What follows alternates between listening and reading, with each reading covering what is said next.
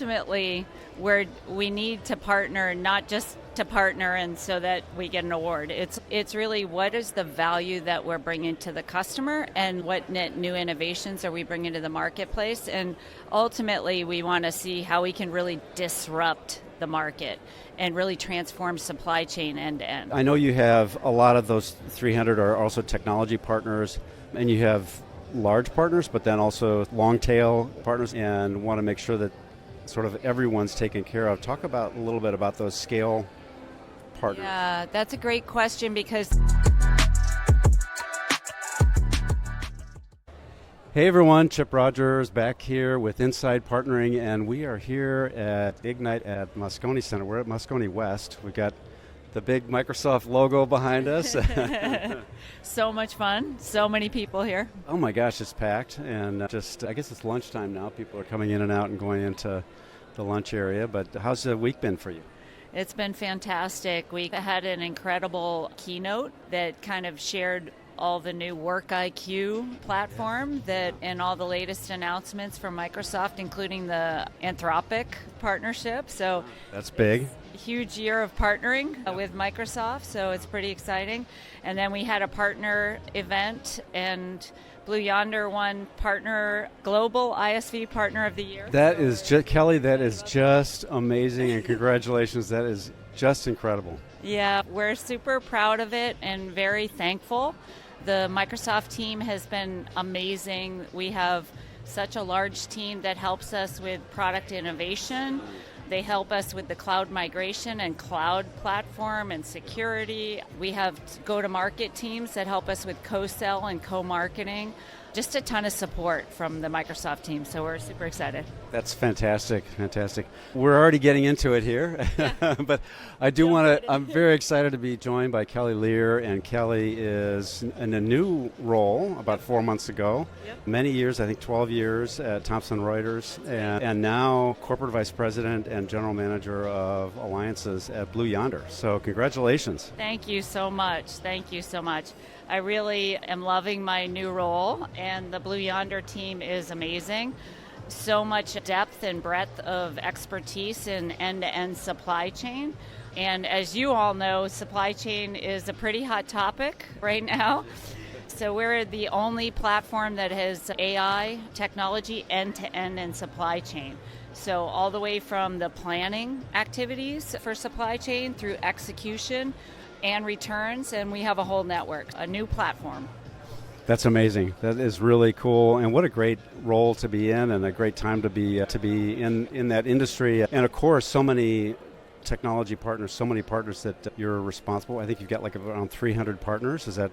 We do. We have over 300 partners, and I'm responsible for tech partners as well as global SIs and regional boutique firms as well. Any consulting services that add value to our platform and our services we can provide our customers. And I'm sure, I know that anytime you're talking about supply chain, you're talking about really complex sort of things and a lot of change management and technology and network and infrastructure and all that stuff. So I'm sure there are always in some way SIs involved and partners involved to deploy that stuff. There are. We have all the major strategic partners like the Accentures, the PwC, the Deloitte, the E&Y, all of those main players, as well as regional and boutique firms that have so much experience in supply chain across all the verticals and sub-verticals that fall under supply chain. Yeah. So we definitely leverage them because they know the customer environment and what they're trying to deal with, and we can really add value to our customers that way. Yeah. I'm curious just how, and you just talked about there's so many things I'd love to get my mind going all over the place. That's right. But to have all the industry specialties and some of the SIs really have very deep industry and use case experience, and how do you see that across your consulting firms? That are there certain partners that are a good fit for certain industries and use cases, or how does that sort of? It's a great question. We have an industry advisory team as well that works with our field sales and marketing org. and they help us to align like the right account teams for each of the accounts. And so we definitely work with partners that are like by region, by vertical, by sub-vertical, and their expertise across our product line. So we align in a very detailed way to make sure that we have a good fit for the customers. And hopefully they're bringing years of experience. I just got back from Mexico City and just back from Europe before this trip. And it really is a global role. It is. It's all around the world. But it was so exciting to talk to the partners and the customers as well, and who have had those partners in their organization for over 20 years, working with them on supply chain. So you just can't beat that sort of expertise, and you need to lean into it from a partner community. And they know everything about their tech stack, their environment, the goals of the C-suite and the operations teams on the ground, everything end-to-end on their supply chain. So we really try to leverage them when we can. How do you talked about the field teams and the industry advisory, advisory. How do you see the Blue Yonder field teams getting connected with partners for co-selling? Because the power of what you just talked about, like they have this deep knowledge of the customer. So how does that work to get the field teams connected? So it's exciting that you asked that, because we actually have had teams internally that help us connect with the field teams. And so I have alliances leads across all of those areas, and that's by partner and also by vertical and sub-vertical, and then by region. But we've just actually spun up, we have an agentic AI scorecard, partner scorecard, that's really going to help the teams in the fields globally to truly understand which partners have the expertise for which things. So we're looking at things like, how do they get through cases? How many accredited personnel do they have, and in which regions and on which products? How is their project management expertise? What is the customer SAT survey score? So that's a good one. Yeah, and so we're incorporating all of that into our partner scorecards, and then it also helps us not only score the partners, because that's not the goal. It's trying to find the right fit for the customer. For the customer. Yeah. Exactly, and then also to share with our internal teams, how do we work better together to serve the customer? How do we do better on our side? How do we improve different aspects? Maybe we're not giving good enough training. So we need to hone in on all of those things to make sure we're really delivering for the customer. Yeah. Wow, I love that.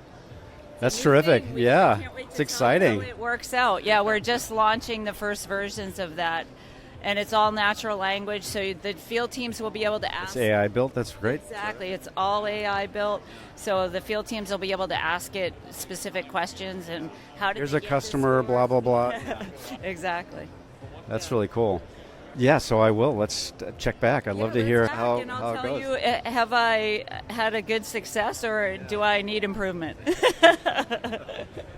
Kelley, I know you have a lot of those 300 are also technology partners, and you have large partners, but then also some like a sort of long tail kind of partners. And I know you're working on new in the role and want to make sure that sort of everyone's taken care of. Talk about a little bit about those scale partners. Yeah, that's a great question, because I think partner ecosystem is so challenging, because you have to really do it well, you need good intent, you need good metrics, you need good planning and collaboration with the partners, but you can't hire a one-for-one partner manager or alliance leader for each partner, and if you start to scale the org. So we're trying to do a lot more where we're doing channel calls, and we've implemented a partner portal, but also making sure it's not stale. So one of my first initiatives was to get new content out there and make sure that we've got good engagement with the partner community.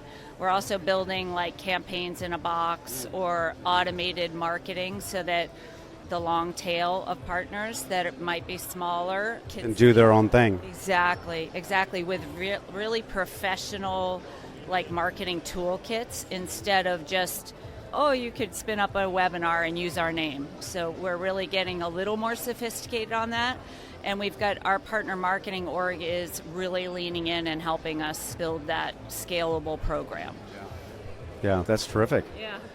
Yeah, so partner marketing is really important as well, and I think partner enablement around Blue Yonder solutions, and I'm sure so much of it, because you're so AI forward, that a lot of it's new.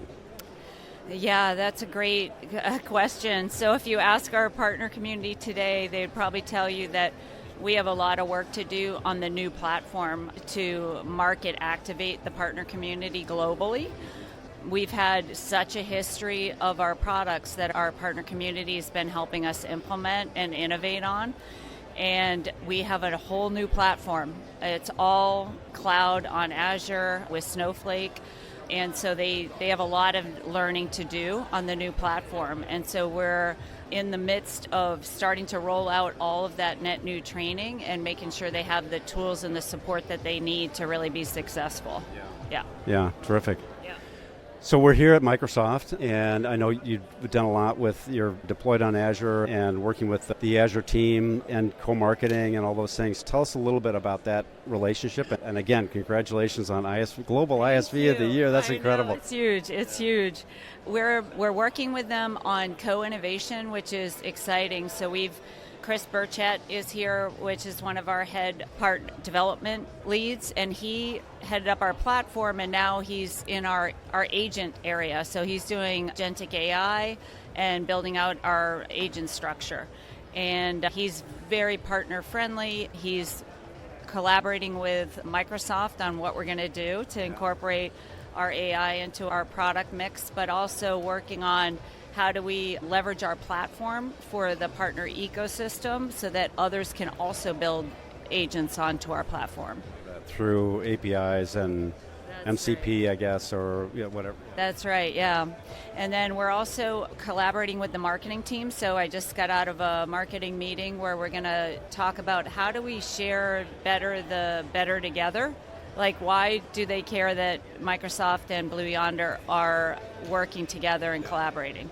We should be able to land that for our customers. So faster time to value, ability to scale, all the security and other things that we're bringing, as well as the innovation to the end-to-end platform. So we're going to work on that. And then we also have co-sell. So our reps work together because the Microsoft reps know the customer intimately. We might know certain people in supply chain. So we're going to bring all those people together to probably get a better holistic view of the customer and their needs and support them better. That's fantastic, yeah. I think ISV of the Year helps with that visibility in the field, but there's nothing like that. You want all those, the massive Microsoft sales team out there saying, hey, here's a potential opportunity for Blue Yonder. That's right. Ultimately, we need to partner, not just to partner and so that we get an award. It's really what is the value that we're bringing to the customer and what net new innovations are we bringing to the marketplace. And ultimately, we want to see how we can really disrupt the market and really transform supply chain end to end. That's our goal. We're going to hopefully pay off on that goal and work together to do it.